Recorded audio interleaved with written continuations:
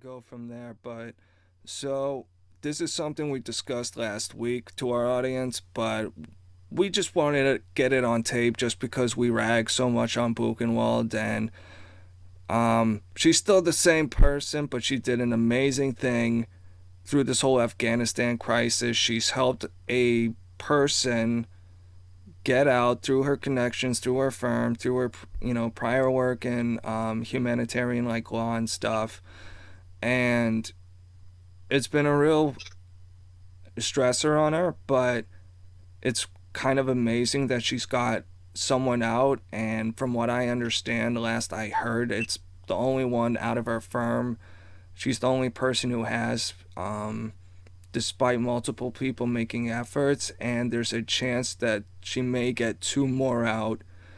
But regardless, just the effort is really amazing, and it's more than it's I would say it's on a Glenn Beck level of honor Yeah, displayed during this whole fiasco. that's a good way to put it. You know, and again, for our audience, Glenn Beck, as far as I'm aware, is the only person who, with zero, the only civilian I'm aware of who said, let's fly our private plane out and just get as many people out as we can, like Dunkirk style. You know what I mean? Yes, yes. And he actually tried, didn't he? I'm pretty sure he tried, but the Biden administration, I think, was forbidding anyone from entering the country. But also, I mean, you only got one runway, so you need to imagine Right. just Glenn Beck shows up without coordinating with the military and gets blown out of the sky. Yes. Of course, I think that that given how his mind floats in and out of reality, I don't think he would know the difference. Really, Yeah. he would feel like he's reached nirvana. But I think that you mentioned the impressive part is that Buchenwald has had no military background, and none of the connections that I know of that she used to get these families out were military people. They're people that she knew through her NGO work and connections to her law firm and that sort of thing. Isn't that it, basically? Yep, that's right. A lot of calls, a lot of making a lot of connections A with lot of people calls, a there. lot of emails, letters, a recommendation. And I found Yeah. out last night that that guy who got safely into America set a bomb off. Wow. No, I'm fucking with you. Okay. I thought that would be hilarious though if Well, I'm trying to fucking think of which she guy. let a So terrorist many, into so the many stories country. there. Sorry, So many, what? so many stories. I was trying to figure out what guy you were talking about. Oh no, the guy that Buchenwald got out of Afghanistan. Oh, okay, okay. Yeah. Well, it's nice. I mean, that you have the integrity that you could put aside the personal issues and basically see the value in the work that she did there. And it's hard to believe when she was over in, I don't know if it was Afghanistan or some other country, that the work that she did was pretty incredible, and you wouldn't expect that. But she has a gift for that, and that's the way she needs to take her career. I've got zero problem with it, Yeah, because I'm just a very I just I'm all for I really try to set a policy of reward good energy and condemn bad energy. yeah, So if Hitler if opens up an orphanage, I'm not going to bomb that orphanage just because Hitler opened it. You know what I mean? hmm So Now the people I've spoken with, both active military right now that I've talked with through my practice, through the work I do with the military, and friends of mine who were in Vietnam, I've spoken with several of them have helped to get people out of there, and some have actually traveled back to Afghanistan, and they really had to work some networks to do it, and it's just an amazing amount of work, and it's just a sad commentary on the one hand that we have a president who couldn't follow the other president's plan, in which this whole thing would have occurred naturally in a very positive way, so that the people, the folks, the general population had to sort of come out of the woodwork and say, we'll do it. Our president can't do it, we'll do it. And I think that people should stop and think, how can I support this guy when the people who are going over there putting their lives on the line, some who've already done it 2 or 3 times through the military, going back to get people out. I mean, other countries must look at this and say, oh my goodness, this is incredible. We can do whatever we want to American citizens. Isn't that funny? Yeah. It's interesting, and I might as well make this announcement now, is that I'm actually planning on doing a pod that failed. Yeah. Okay. And at first I was, I tried ranting for a half hour about Afghanistan, and it was kind of hilarious, but it was also, as I thought about it, I wanted to go into it with research, and I wanted to sort of figure out, because the biggest problem in doing that sort of off from the hip method was that I didn't even know where to begin, you know what I mean? Yep. And so I'm trying to do, research on origins, because there's a lot of questions that I want to figure out, because now I'm starting to hear stuff about how there were people who are still in Afghanistan and said no one told me anything about getting out. So the whole Biden, we've been this like victim blaming, we've just been we told them to get out since March and they just don't want to get out, so what do you want me to do? The buck stops with me. So, and there's also just a lot of interesting questions, I think, about whether or not we'll be going back in, or if anyone else will, or where the Taliban goes from here, and whether or not we're looking at a 9/11 sequel, the big blockbuster coming up. I'll be honest with you, Bob, the whole Afghan refugee thing is another thing I probably should look at, and as I'm thinking now, but part of me is like, considering we barely could even get our own people out, like, how many people realistically, like, how many Afghan refugees could we get into the country? Like, what's the grand total? Right. But doesn't this run parallel to the situation on the southern border, though, where Biden has just opened the floodgates? Well, I guess I can't answer that question, because I need to I need to dive into, like, because I'm somewhat skeptical from a practical level, because Afghanistan is half the world away, and Mexico, the floodgates, from what I understand, have been open, and I have heard that there is, at least in the sort of right-wing media, it's like all basically a plot to put them in blue districts or overwhelm red districts, I'm not sure, or both maybe, and it's all about just having voting numbers and just all about having control and power. And, I find there are two, to me, I find them both to be very egregious situations, but kind of different. Yes. Yeah. But how do you see them as different? Well, we didn't invade Mexico and occupy it for 20 years. And it's on our southern border, and we didn't get 9/11 by Mexico.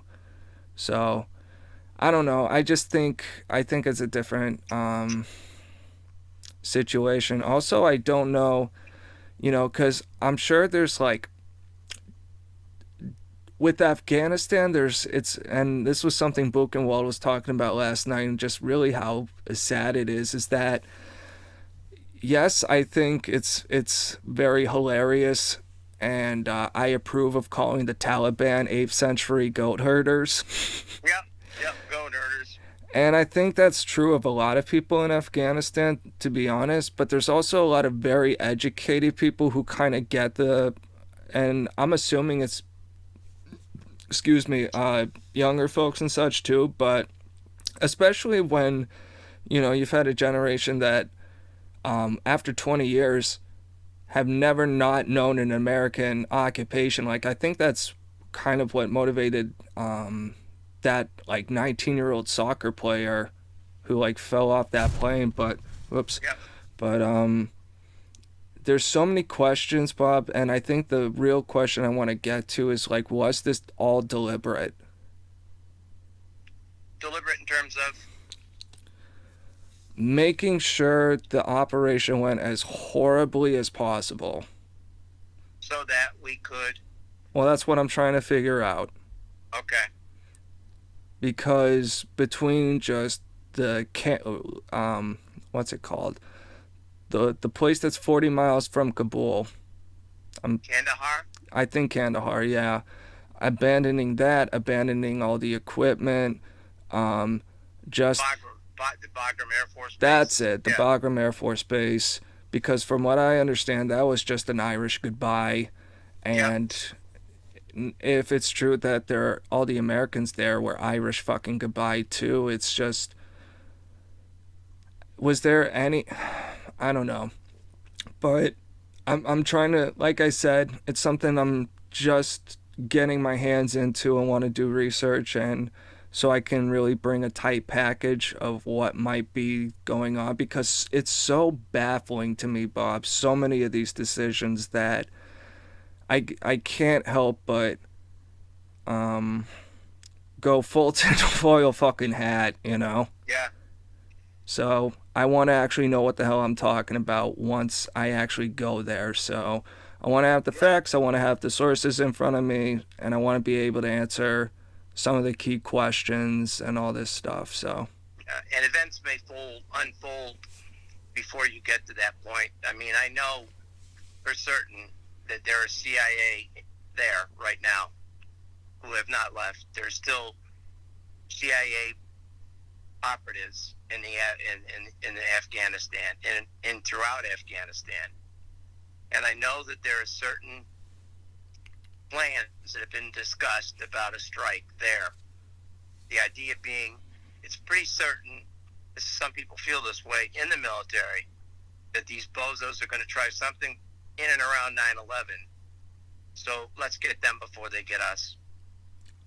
And I don't know if you've heard some of the discussions on some of the people who've talked on Fox, some of the more, I would say, liberal pundits that they've had on who've had military backgrounds have really opened up, maybe out of anger, their discussions and sort of leaked, I guess that's the best word to use, some information that's pretty interesting. But I've also heard in interviews that, that and from people I've talked with who are in the military, that there's still quite a bit of CIA people there, that there have been plans discussed. Let's just put it that way. And I would wholly support something like that. Get them before they get us again. Let's do it this way. Let's reverse it now. Interesting. But I don't know. Like, I'm a little skeptical of how much damage they could really do, though, to what now over 100,000 now equipped with American stuff. And I mean, I have a whole like tree outline of questions, and one of them is like how much of this equipment they can actually use. You know what I mean? Because they can't fly the airplanes, from what I understand. They just don't even have like the skills. But they've at least they at least took the helicopters out for a victory lap. Yeah. When they and they're buddies with Iran, and I don't doubt for a minute they're Iranian.